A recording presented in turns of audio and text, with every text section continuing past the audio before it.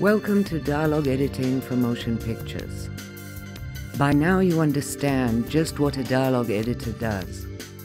So let's take a look at the beginning of the editing process, getting materials from the picture editor. They told you they'd get the picture to you, finished, locked, done, last Thursday. Now it's looking like you're not going to get it until next Tuesday. But of course your deadline hasn't changed, so your work time is squeezing. Now, there's a really strong temptation to sort of get started with whatever you have just so you can get something done, but almost always that's a bad idea. Now, every film has its own bizarreness and you have to act accordingly, but usually you don't want to get started until you have a certain number of your ducks in a row so that you can work properly. This is also a good thing to remember here too, is that sometimes you really have to chase after the people in the picture department to get all the things you need. And in a second, I'll go through the list of what you need.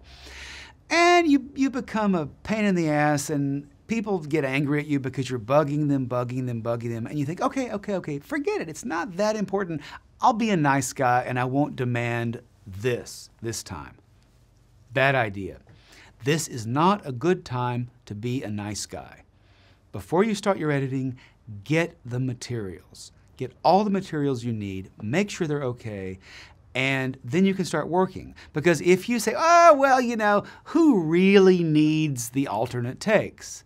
You're going to regret that for the rest of the film. And no one is going to remember that you were this nice guy. All that matters is they're going to look at your work and go, well, who is this schmuck? He doesn't know anything. So don't be nice. Get what you need. Smile, but don't be nice. Get what you need. So what exactly do you need? You need for the picture to be finished. What does that mean? Picture finished, picture locked. The picture's never locked. These days, it's so easy to make changes that the picture department, the director, can make changes up to and including during the mix. But there comes a point where they sort of officially announce the picture is locked. At which point, usually it means that anything after that, there is sort of a contractually allowed number of changes they can make before you start complaining and wanting more money. Anyway, get a locked picture. You'll get an OMF, probably, and you'll also get a picture that goes with it, a video of some sort. It could be a QuickTime movie, it could be a Betacam, could be whatever.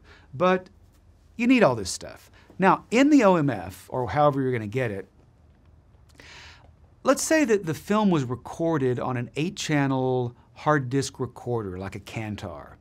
That means there's up to 8 channels of stuff for every region. That's a lot of information. Well, the picture editor probably said, forget it, I'm not going to cut with 8 tracks, so they made a either mono or a 2-track mixdown, and that's how they cut. Now make sure that when you get the material from them, you're not just given this 2-track that they worked with, but you get all the tracks. Now you might have to be the person to build this, or it could be an assistant in the picture department, but somebody has to do this because you've got to have all these tracks available, or you just, you know, what's the point of recording them all if you don't work with them? On your video that you get, try to get a timecode burn-in somewhere in the image, usually at the bottom. A timecode burn-in is simply a visual display of what the timecode address is. It will make your life much easier. It's worth being a little bit ugly to insist that you get it, because you really, really need it. Now, if they give you, let's say, a Betacam, you can make your own. If you're going to digitize it to QuickTime, just put it in the Betacam, make sure you're in the output from the Betacam that allows for an insertion, set the inserter on, and then record that stream, and you'll get your burn-in. But you need a burn-in. You need the original sound recordings. This seems sort of obvious, but anything obvious needs to be said several times. So you need the original recordings. Why? You need the original recordings because if there is a if there's a problem with a shot and you need to replace a word here, let's say I'm talking blah blah blah blah blah blah blah blah blah blah blah blah blah, and in the middle of my blah blah blah, there's a noise. How do you fix it? You find the same blah blah blah from another take, drop it in with the same, has the same sort of intonation, same sort of speed. In other words, it sounds the same, and drop it in. It's fixed. Sometimes, let's say you have a shot that's off mic. You might have to take another take from like a close-up and rebuild it so that it works. Trust me, you've got to have the original recordings. If you work without original recordings, you're not much of an editor. You just got to have them. However, with the original recordings, you also must get the pieces of paper that tell you what is on this tape or what is on this file. It's called a sound report. It's the report that the location recordist creates in the field, simply saying, on this tape or on this file or on this day of recording, here's what happened. That's how you can know how many takes you have, what the possibilities are, what kind of mic was used. Is it a boom? Is it a radio? Is there some wild sound? Is there some room tone? So you get original recordings and the sound reports that go with them. You need edit decision lists, EDLs. You need both video and audio. The audio EDLs will help you find alternate takes.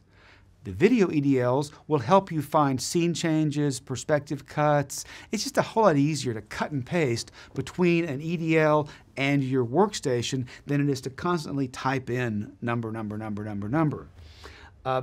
Back when I was a youngster, typing in blind was quite easy, but the fingers are just not where they used to be, so I've become a real fan of cut and paste. A script is nice. You can work without a script, but it's nice.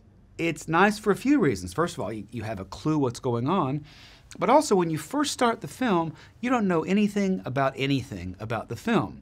You don't know who the characters are called, you don't know what the locations are. So if nothing else, when you start making notes saying, scene where this character goes to the beach, it's nice to know the character's name. And the only way to know that right off the bat is if you have a script. One more thing that's useful, it's not essential, but it's useful to have, is the picture continuities. Picture continuities are these giant books full of sheets of paper which contain notes taken during the shoot that tell the picture department everything about what's going on with the camera, the focal length of the lens, the f-stop, and they describe the shots. Now, normally this isn't of any interest to you, but sometimes it's useful. It's 3 in the morning, you can't find that missing shot, your sound reports don't help, your EDLs don't help, maybe you'll find some justice in the picture continuities. I rarely look at them, but every once in a while they've saved my life, so they're good to have. Plus, they're really heavy, and so it's nice to know that some production assistant or associate producer had to drag them to your cutting room. So it's worth it really just for that. Getting all the right materials is essential if you want your dialogue editing to go smoothly.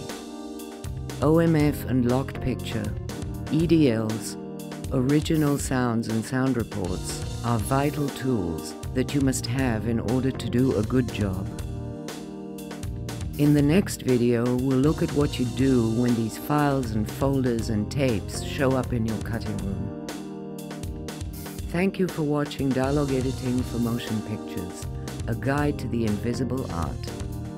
This series is produced by the Sela Yaniv School. Dialogue Editing for Motion Pictures, a guide to the invisible art, is available from Amazon and other online booksellers.